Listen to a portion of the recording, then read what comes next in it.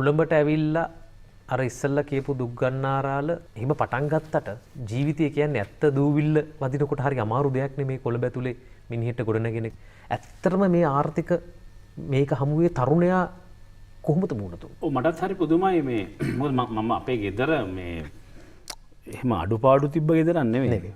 අපේ ගෙවල් වල ඇඳින්න පළඳින්න කන්න බොන්න තියෙන ගෙදරකින් මම පැනලා ඉන්නේ මේ එළියට එන්නේ. එළියට ආවට පස්සේ තමයි තේරෙන්නේ අම්මට අසිරි. මොකුත් නැහැ. කෑම එකක් කන්න සල්ලි ඕනේ, බස් එකේ යන්න සල්ලි ඕනේ. ඒ නිසා ඒ තරුණ ශක්තියේදී පයින් යෑම, බඩගින්නේ සිටීම. උදේ නැගිටින්නේ දවල් වෙලා නැගිටින්නේ. උදේටයි දවල්ටයි දෙකටම එක ආහාර වේලක් ගන්න ඕනේ. අවශ්‍ය යනින් ගමම් දෙල් කඳ හන්දියෙන් බෝඩියමට දැන් දන්නව රැයට කන්න නැහැ කියලා පාන් භාගයක් දාන් යන්නේ. යනින් ගම කඩේ ලුණු ගොඩෙන් ලුණු ඇරගෙන සාක් වේදා ගන්නවා. අම්මිරිස් ගොඩ කියද්දි අම්මිරිස් දා ගන්නවා. ඔය දෙකත් එක්ක කන්න පුළුවන් වුණා. ඉතින් මෙහෙම හැදිච්ච මේ ජොලියට මම නැවත කියනවනේ මම කියන්නේ ඒකම තමයි නිර්මාණ වෙන්නේ. එතනින් තමයි පටන් ගන්න.